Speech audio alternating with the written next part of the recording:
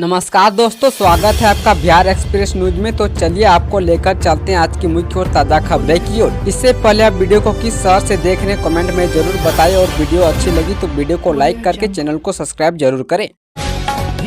सर्वे में 13 प्रकार के छूट मंत्री दिलीप जायसवाल का बड़ा ऐलान। बिहार के भूमि सुधार एवं राजस्व मंत्री डॉक्टर दिलीप जायसवाल ने कहा कि बिहार में भूमि सर्वे को लेकर सरकार प्रतिबद्ध है। सर्वे में जनता को होने वाली सभी परेशानियों को दूर किया जाएगा। सरकार जल्द एक मसौदा लाने जा रही है जिसमें सर्वे कार्य में 13 प्रकार की छूट का प्रावधान किया जाएगा। कैबिनेट से मंजूरी मिल जाने के बाद उन्हें सार्वजनिक कर पूरी जानकारी दी जाएगी। सर्वे को लेकर विपक्षी दलों की आलोचना पर भी नीतीश सरकार के मंत्री ने हमला किया।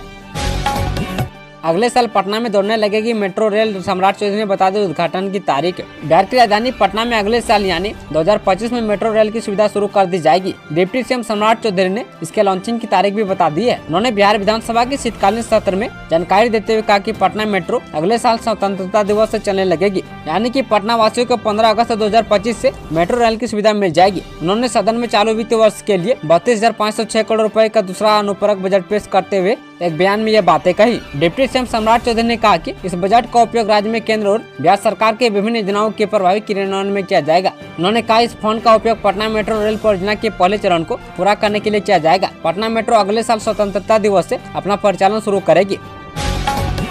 फैक्स चुनाव में गजब खेलिया बटोरों के साथ हो गया खेला। बिहार के पूर्वी चंपारण जिले की सरैया गोपाल पंचायत में फैक्स चुनाव के दौरान वोटरों के साथ बड़ा खेला हो गया। आरोप है कि लगभग 1000 मतदाताओं के नाम बिना किसी वजह के वोटर लिस्ट से हटा दिया गया है। जिन लोगों ने कई बार फैक्स चुनाव में मतदान किया था उनका नाम इस सूची से गायब कर दिया है। उनके क्रमांक पर किसी और व्यक्ति का नाम जोड़ दिया गया है। वहीं मतदाताओं का आरोप है कि वर्तमान फैक्स अध्यक्ष ने अपने रिश्तेदारों के नाम सूची में शामिल करवा दिया है। इस मामले के कारण फिलहाल चुनाव पर रोक लगा दी गई है। जसीडीह पटना रेलखंड के बढ़िया स्टेशन पर स्टैंड का होगा ठहराव। अगर आप भी जसीडीह पटना रेलखंड पर यात्रा करते हैं तो आपके लिए एक बड़ी अच्छी खुशखबरी सामने आई है। रेलवे ने इस रूट पर एक ऐसे महत्वपूर्ण स्टेशन पर ट्रेन के ठहराव को हरी झंडी दी है जिससे इस रूट पर यात्रा करने वाले लोगों को काफी सहूलियत मिल सकेगी। गौरतलब है कि इस रूट पर बड़ी संख्या में लोगों का आगमन होता है और लंबे समय से विभिन्न स्टेशनों पर ट्रेनों के ठहराव की मांग उठती रहती है। इसी कड़ी में इस रूट पर पड़ने वाली बढ़िया रेलवे स्टेशन पर ट्रेनों के ठहराव को लेकर लोगों के द्वारा मांग की जा रही थी। अब रेलवे ने लोगों के हित में निर्णय लेते हुए इस ट्रेन के ठहराव की घोषणा की है। अगर आप भी इस रूट पर यात्रा करते हैं तो आपको भी यात्रा करने में काफी आसानी होगी। क्या 1 दिसंबर से आपके फोन पर नहीं आएगा OTP? TRA के नए नियम से किसे होगा फायदा?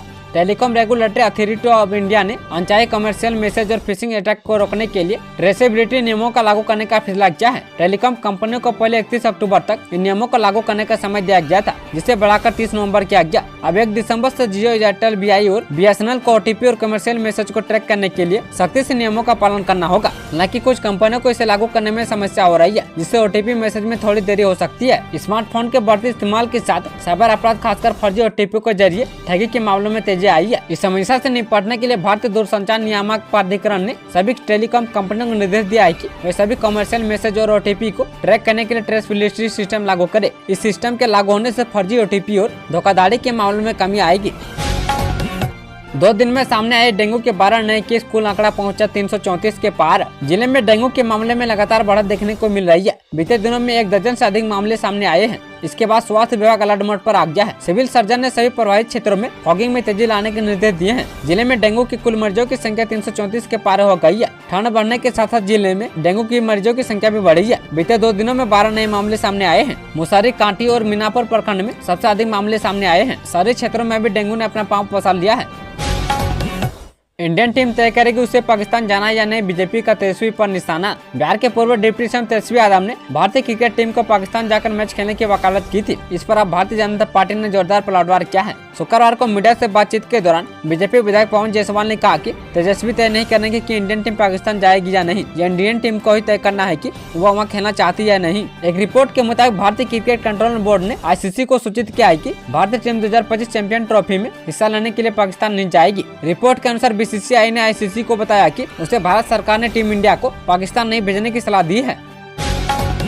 सीएम नीतीश पहुंचे नालंदा की स्मृति वाटिका, पुण्यतिथि पर अपने पिता को याद कर हुए भावुक। मुख्यमंत्री नीतीश कुमार शुक्रवार को अपने दिवंगत पिता रामलखन सिंह की 46वीं पुण्यतिथि पर नालंदा पहुंचे। उन्होंने भावुकता के साथ श्रद्धांजलि अर्पित की। यह कार्यक्रम मुख्यमंत्री के पैतृक गाँव नालंदा के हरनौत प्रखंड अंतर्गत कल्याण बेगा गाँव के बेदराज रामलखन सिंह स्मृति वाटिका में आयोजित किया गया था। जहाँ उनका पैतृक घर भी स्थित है। नीतीश कुमार ने सबसे पहले अपने गाँव के देवी स्थान में पूजा अर्चना की। उन्होंने देवी माताओं को फल और मिठाई से भोग लगाया, जो उनकी परंपरागत धार्मिक भावनाओं का प्रतीक था।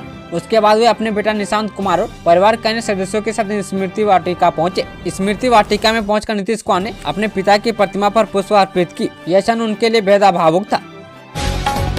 शिक्षा मंत्री ने विधान परिषद में के पाठक के आदेश को बदला, कहा अब ऐसा नहीं होगा। बिहार विधान परिषद में शुक्रवार को शिक्षकों के मुद्दे पर खूब हंगामा हुआ। शिक्षकों से जुड़े सवाल पर विपक्ष के सत्ता पक्ष के लोग भी शिक्षा मंत्री को कटघरे में खड़ा कर दिया। सत्ता पक्ष और विपक्ष का हंगामा बढ़ने पर नीतीश सरकार झुक गई। शिक्षा मंत्री ने कहा कि जिन शिक्षकों का पैसा काटा गया है, सरकार उनका पैसा वापस कर देगी। शिक्षा विभाग के अपर मुख्य सचिव के पद पर रहते हुए के पाठक ने कहा कि जो शिक्षक आंदोलन करेंगे, सरकार उनका वेतन काट लेगी। ऐसा युवा के पाठक के निर्देश पर वीडियो देखकर शिक्षकों का 15 दिन का वेतन काट लिया गया था। सरकार ने इस पर आज विधान परिषद में जवाब देते हुए कहा कि जिन शिक्षकों का वेतन काट लिया गया है, सरकार उनका पैसा वापस कर देगी। सत्ता संभालते सीएम सवारिया ने इसी के फैसलों को पलटा, इन अधिकारियों की हो गई वापसी। झारखंड के मुख्यमंत्री पद की शपथ लेते ही हेमंत सोरेन एक्शन में आ चुके हैं। दोबारा से सत्ता संभालते उन्होंने चुनाव आयोग के फैसलों को पलटते हुए अपने अधिकारियों को वापस बुला लिया है। इसी के तहत झारखंड के डीजीपी के पद पर आईपीएस अनुराग गुप्ता की वापसी हो चुकी है और मंजुनाथ भदंत्री फिर से रांची के उपायुक्त बना दिए गए हैं। दोनों ही अधिकारियों ने अपना कामकाज संभाल लिया है। बता दें कि चुनाव आयोग ने विधानसभा चुनाव से पहले डीजीपी और डीसी सहित कई अधिकारियों को इधर से उधर कर दिया था। वहीं फिर से झारखंड के डीजीपी का चार्ज संभालने के बाद आईपीएस अनुराग गुप्ता ने कहा कि पुलिस की वर्दी सामाजिक सेवा के लिए है और अगर हम इस लक्ष्य को प्राप्त नहीं कर पा रहे हैं तो फिर इस वर्दी को पहनने का कोई अधिकार नहीं है। उन्होंने कहा कि सिपाही से लेकर डीजीपी तक सबके लिए यह लागू होता है। अवैध बालू खनन के खिलाफ बड़ी कार्रवाई, 8 महीने में 793 जगहों पर छापा। जिले में अवैध बालू की कारोबार को रोकने के लिए जिला प्रशासन लगातार कार्रवाई करने में जुटा हुआ है। डीएम अमन समीर व एसपी डॉक्टर कुमार आशीष के नेतृत्व में लगातार सड़कों से लेकर घाटों तक खनन विभाग व पुलिस की टीम छापेमारी कर बालू के अवैध परिचालन में शामिल वाहनों को जब्त कर रही है। इसके बावजूद आरा में प्रत्येक दिन अवैध खनन करके डोरीगंज व उसके आसपास में बालू माफियाओं द्वारा बालू इकट्ठा किया जा रहा है। 1 अप्रैल 2024 से लेकर 25 नवंबर 2024 तक जिला प्रशासन की टीम ने 793 अलग अलग जगहों पर छापेमारी की है। इस दौरान अलग अलग थानों में 542 प्राथमिकी दर्ज कर अवैध परिवहन व खनन में शामिल 545 लोगों को गिरफ्तार किया गया है, जबकि 997 जब्त वाहनों से अब तक 13,77,80,000 रुपए की राजस्व वसूली की गई है।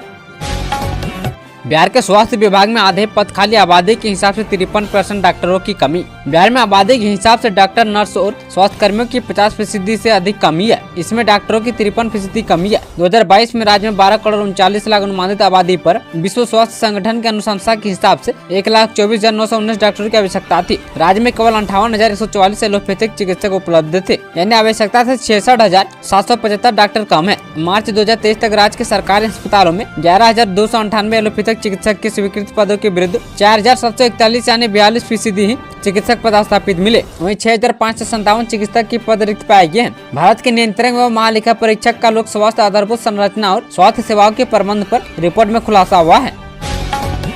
गोपालगंज में एनआईए की ताबड़तोड़ छापेमारी जारी, मास्टरमाइंड रंजन मांझी का मोबाइल जब्त। बिहार के गोपालगंज में एनआईए की टीम ने दूसरे दिन शुक्रवार को मंझागढ़ थाना क्षेत्र के सिपा खास गांव के रंजन मांझी से बंद कमरे में करीब 6 घंटे तक पूछताछ की। इस दौरान टीम ने रंजन मांझी का मोबाइल जब्त कर लिया। मंझागढ़ थाना पुलिस को एनआईए की टीम ने अंदर आने नहीं दिया। बताया जाता है कि रंजन मांझी लोगों को विदेश भेजने का काम करता है। बता दें कि पहले दिन जिले की 5 जगहों पर एनआईए ने छापेमारी की थी। एनआईए की टीम मानव तस्करी व साइबर ठगी के कंबोडिया कनेक्शन की जाँच कर रही है।